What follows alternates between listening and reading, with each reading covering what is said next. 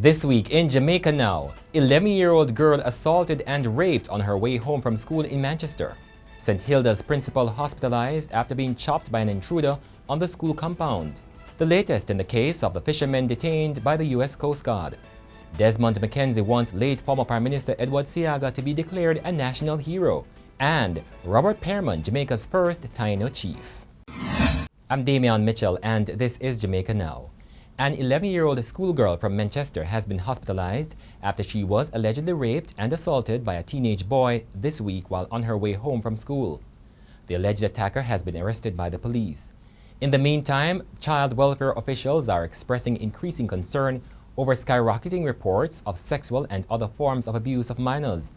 Approximately 15,000 cases were referred to the Child Protection and Family Services Agency in 2018 alone. This represents an 8.5% rise on the 13,820 reports made in 2017. Using the 2011 census, this means that there are 1,730 reports per 100,000 minors aged 0 to 17. Meanwhile, 2 policemen have been accused of sexual assault. The Center for the Investigation of Sexual Offenses and Child Abuse, SOCA, has not provided details but says the accused cops will be interviewed. SOCA says the 2 incidents allegedly occurred on Monday and Thursday of this week. The offenses were allegedly committed by policemen attached to the Kingston Western Division and the Hanover Police Division. The Police Inspectorate has also launched a probe. In St Hilda's high school principal Heather Reed Johnson was hospitalized on Thursday after being chopped on the hand by an intruder on the school compound. The principal had reportedly just left the office and was heading to her apartment when she was attacked by a man wearing a mask. He is reported to have breached the security system on the compound of the all-girls boarding institution. The man demanded her bag and, although she is said to have complied, she was chopped on the hand by the robber, who later escaped.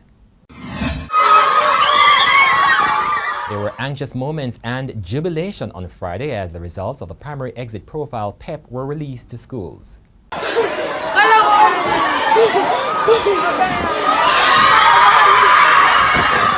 The Minister with responsibility for education, Carl Semuda, says students performed fairly well.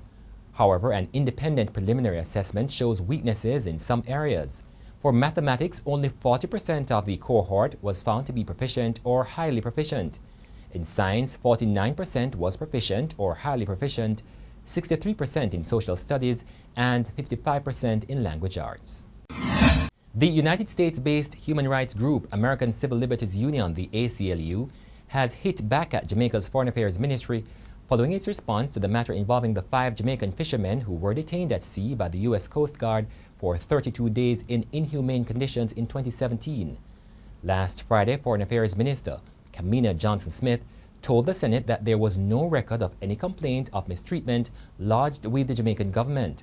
And this week, the minister restated that no complaints were made when the fishermen engaged directly with the staff of the Consulate General in Miami, Florida, or during processing or when they were deported to Jamaica.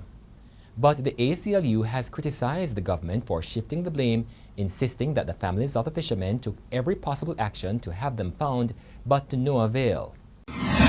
The Kingston Western Member of Parliament, Desmond McKenzie, wants the government to make former Prime Minister Edward Seaga a national hero.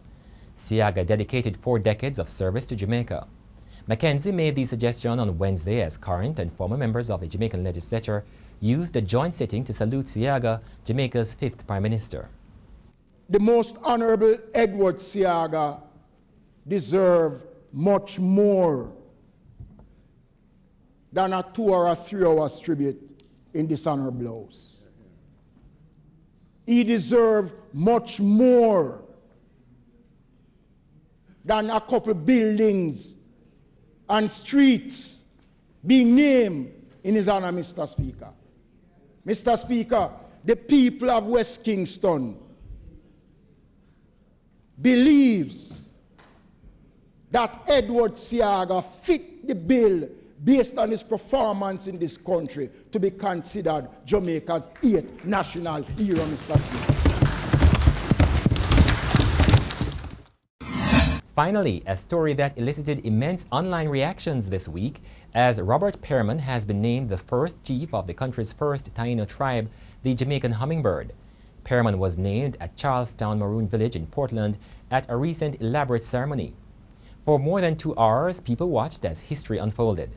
They listened to the impassioned voice of Taino elder Bibi Vanessa as she guided the participants and informed onlookers about their Taino and African heritage. It was she who handed Pairman the Mayana, or the Jamaican Taino ceremonial axe that was used by a Jamaican cacique. And that's it for this edition of Jamaica Now, your weekly review of the big news stories. Send us your comments at onlinefeedback@gleanerjm.com. You may tune in to Power 106 FM for regular updates. Follow us on Twitter and Instagram at Jamaica Gleaner and on Facebook at Gleaner Jamaica. I'm Damian Mitchell, and before we go, remembering former Prime Minister Edward Philip George Seaga.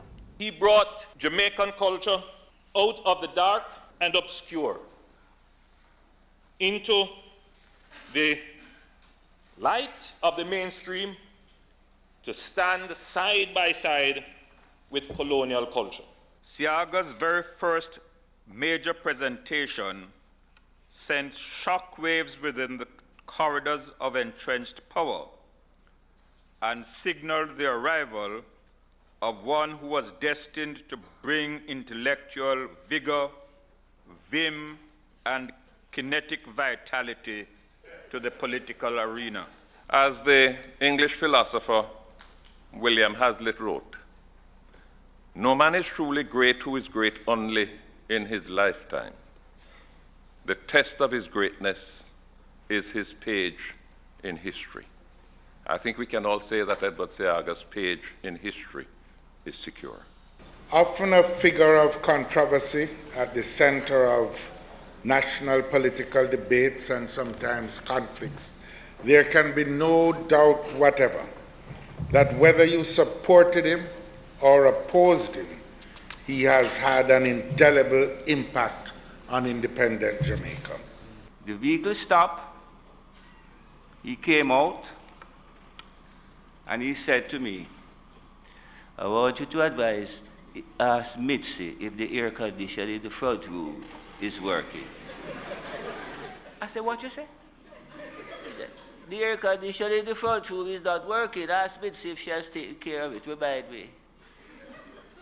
I said, "Big man, you know, hear the whole heap of gunshot where you just come through." He said to me, and I will never forget it, "Always remember that if you hear the shot, you haven't been hit."